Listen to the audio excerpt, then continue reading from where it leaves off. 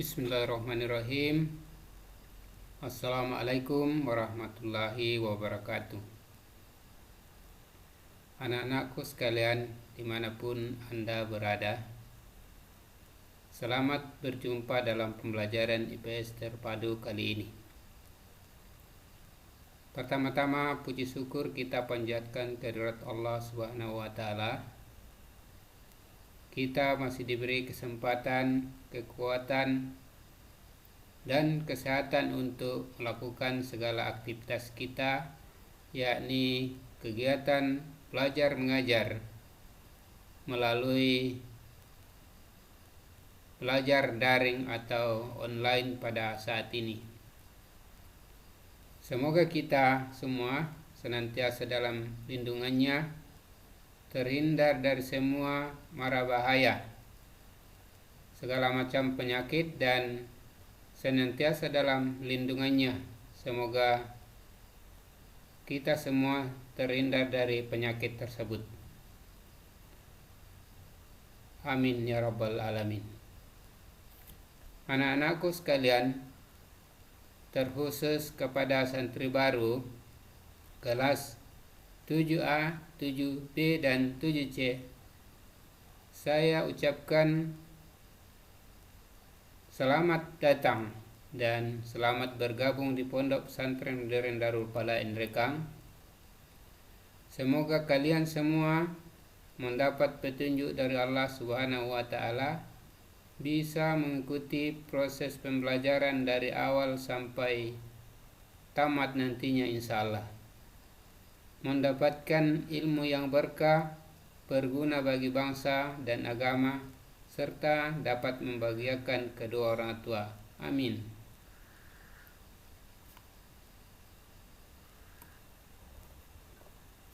Baik, sebelum memasuki materi, alangkah bagusnya kalau saya memperkenalkan diri untuk lebih mengakrabkan kita semua.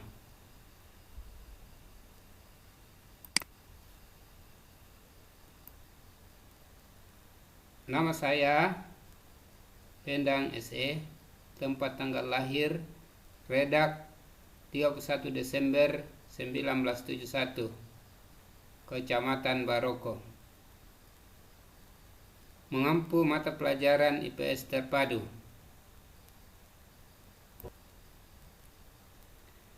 Di situ ada foto saya, mudah-mudahan anak-anakku sudah ada yang kenal.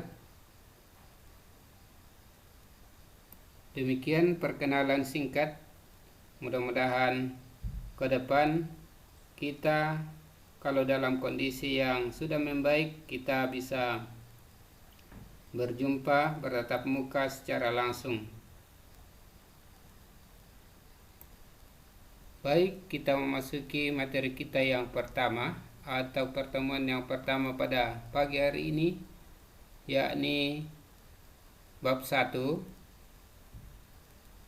manusia, tempat, dan lingkungan.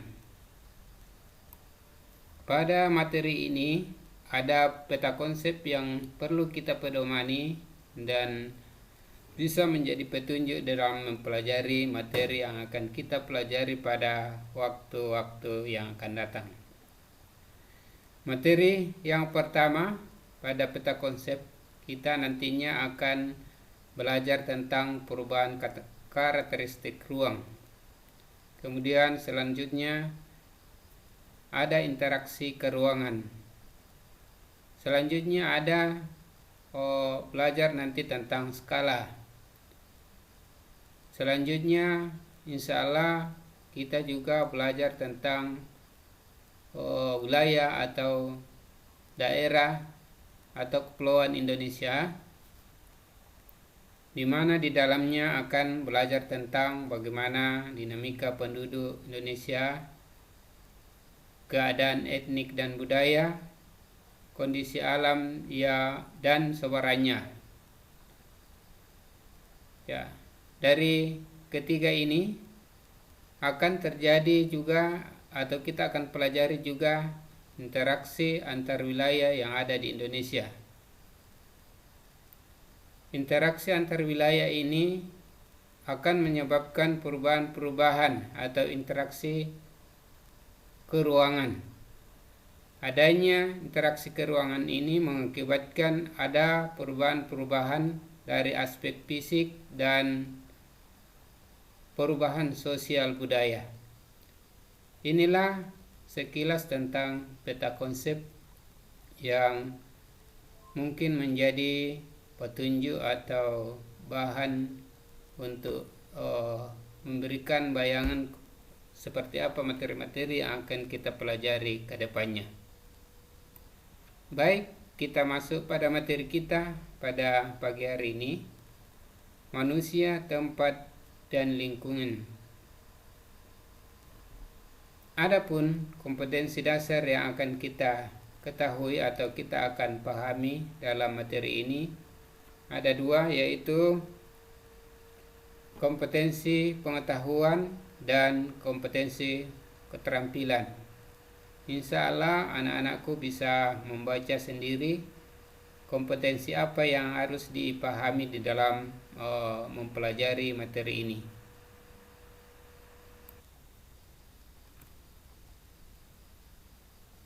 Baik, kita masuk pada materi perubahan karakteristik ruang.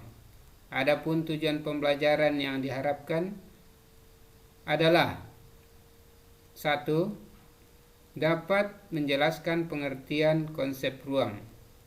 Yang kedua, dapat menjelaskan pengertian interaksi antar ruang. Yang ketiga, menyebutkan contoh interaksi keruangan antar wilayah yang ada di Indonesia. Keempat, menyebutkan contoh interaksi keruangan yang terjadi di wilayah masing-masing.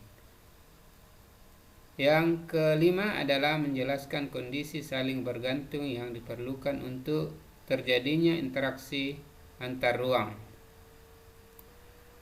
Baik, anak-anakku semuanya, pada materi ini kita akan membahas pengertian ruang dan interaksi antar ruang. Bahwa setiap makhluk hidup yang ada di permukaan bumi memerlukan yang namanya ruang untuk melangsungkan kehidupannya. Masing-masing ruang memiliki karakteristik sendiri yang berbeda dengan tempat lainnya, baik itu keadaan alamnya, penduduk dan aktivitasnya, seni budayanya, dan lain-lain.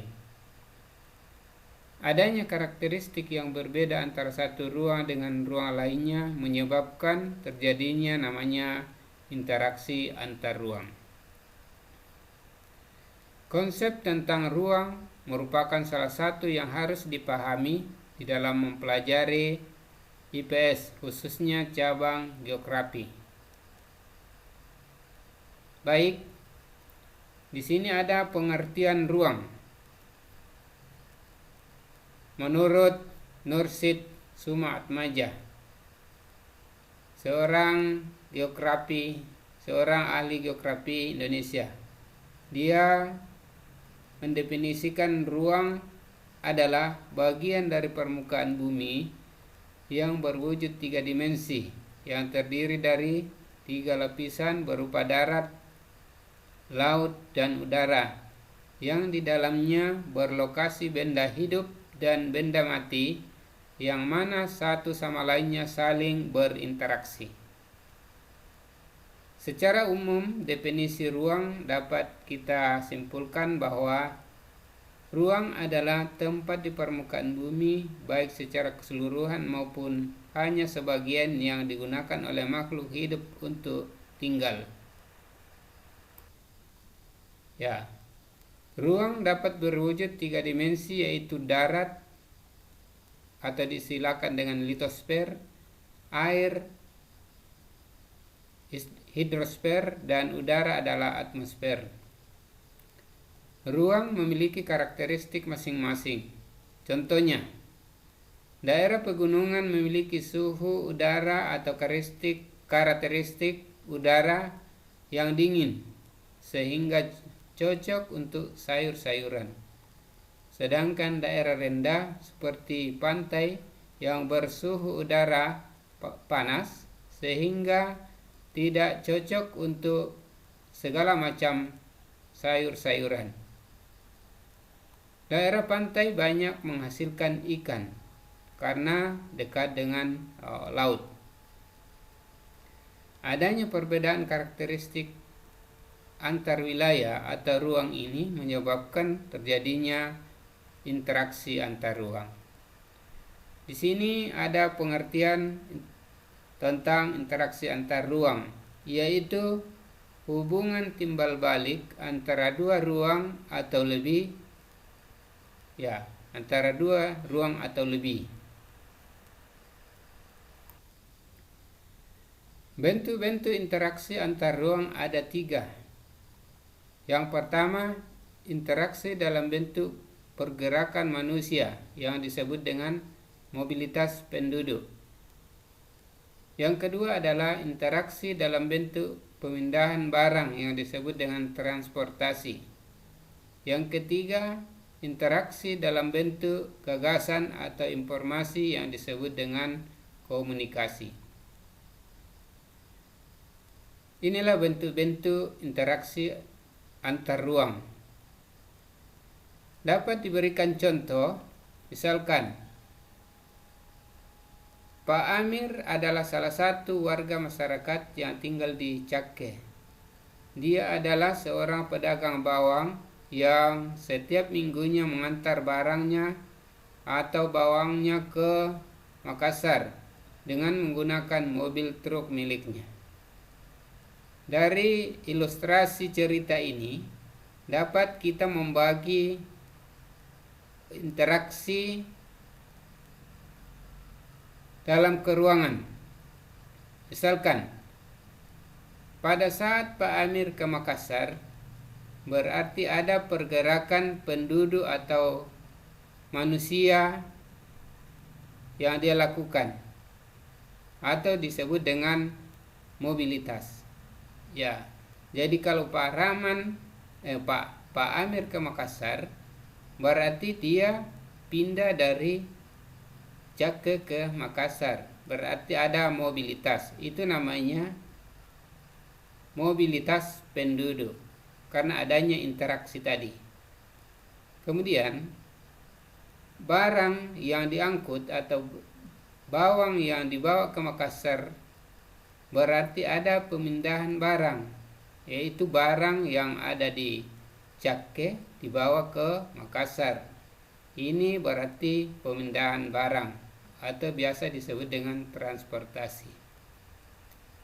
Jadi terjadi interaksi atau perpindahan barang dari Cakke ke Makassar. Kemudian yang ketiga, setelah Pak Amir sudah ke Makassar, tentunya ada informasi-informasi yang disampaikan terkait dengan bawang yang dibawa. Berarti ada pemindahan komunikasi. Maksudnya di sini, setelah Pak Amir sudah sampai di Makassar, banyak berita-berita atau informasi yang bisa diberikan kepada siapa saja yang ada di wilayah Makassar terkait dengan bawang. Misalkan bagaimana harga bawang, bagaimana produksi yang ada di Nrekang, bagaimana hasil panen dan sebagainya. Dengan informasi ini berarti memindahkan komunikasi atau informasi. Itu namanya interaksi dalam bentuk komunikasi. Kemudian kita lanjutkan. Ada beberapa kondisi saling bergantung yang perlu diperhatikan atau terjadinya interaksi keruangan, yaitu adanya saling melengkapi yang biasa disebut dengan complementary. Yang kedua adalah adanya kesempatan antara atau intervening opportunity. Dan yang ketiga, kemudahan antara atau biasa disebut dengan transferability. Dari ketiga kondisi saling bergantung ini dapat kita jelaskan di bawah ini. Contoh, saling melengkapi. Misalkan dua daerah, yaitu daerah A atau wilayah A dengan wilayah B. Wilayah A banyak menghasilkan sayuran dan wilayah B banyak menghasilkan ikan. Kedua wilayah ini memiliki karakteristik yang berbeda. Ada yang menghasilkan banyak sayuran dan ada yang menghasilkan banyak ikan. Wilayah A melakukan interaksi antar ruang dengan wilayah B karena masing-masing memiliki karakteristik yang berbeda. Ya, karena wilayah A banyak sayuran, maka dia melakukan interaksi antar ruang dengan wilayah B dengan membawa berbagai macam sayuran ke wilayah B. Begitupun wilayah B melakukan interaksi ke wilayah A dengan membawa ikan ke wilayah A. Jadi kedua wilayah ini melakukan interaksi antar ruang. Jadi melakukan interaksi antar ruang saling melengkapi karena masing-masing ada kekurangan. Yang kedua adalah ada kesempatan antara. Kesempatan antara di sini dicontohkan seperti ini. Misalkan wilayah A yang tadi surplus dengan sayuran tapi minus ikan. Wilayah B surplus atau banyak ikan tetapi kurang sayuran. Kondisi ini menyebabkan interaksi antar ruang antara wilayah A dengan wilayah B, saling tukar menukar barang. Ya. Jarak antara wilayah A dan wilayah B 10 km. Kemudian ada kesempatan antara. Maksudnya di sini ada antara wilayah A dengan wilayah B, ada yang wilayah baru lagi, yaitu wilayah C, yang mengantarai antara wilayah A dan B. Ya, wilayah C ini surplus juga akan ikan dan minus juga akan sayuran, sama dengan wilayah B. Akan tetapi lebih dekat lagi dengan wilayah A, hanya 5 km, maka wilayah A melakukan interaksi antar ruang dengan wilayah C. Itulah yang disebut dengan kesempatan antara. Ya, ada petunjuk di sini yang garis langsung itu artinya lebih kuat, sedangkan yang putus-putus itu artinya lemah. Ini lemah karena ada wilayah C yang lebih dekat. Kemudian yang ketiga adalah kemudahan transfer. Maksudnya di sini kemudahan transfer dapat dicontohkan karena adanya interaksi antar ruang tadi ini. Ada kemudahan transfer seperti biaya yang murah. Adanya interaksi tadi itu antar ruang karena ada kemudahan biaya yang murah. Yang kedua, waktu yang singkat. Ya. Ketiga, jarak tempuh yang dekat. Ya. Jadi antar wilayah ini dekat. Kemudian yang keempat adalah sarana transportasi yang memadai. Jadi kedua wilayah kalau memang biayanya murah, waktu yang digunakan sangat sedikit, jarak tempuh dekat, sarana transportasi memadai, itu memudahkan interaksi antar ruang. Inilah yang disebut dengan kemudahan transfer. Ya. Inilah yang dari ketiga inilah yang semua yang memudahkan interaksi antar ruang. Demikian barangkali untuk materi kita. Jadi mungkin demikian pembelajaran kita hari ini. Semoga materi yang telah kita ikuti dapat dipahami dengan baik. Kegiatan selanjutnya, anak-anakku bisa membuka link materi untuk memperdalam pembelajaran kita. Setelah itu membuka juga link tugas atau mungkin kuis yang telah disediakan untuk bisa dikerjakan sebagai penilaian. Ya, sebagai penilaian pembelajaran kita. Terima kasih, sampai jumpa pada materi selanjutnya. Wassalamualaikum warahmatullahi wabarakatuh.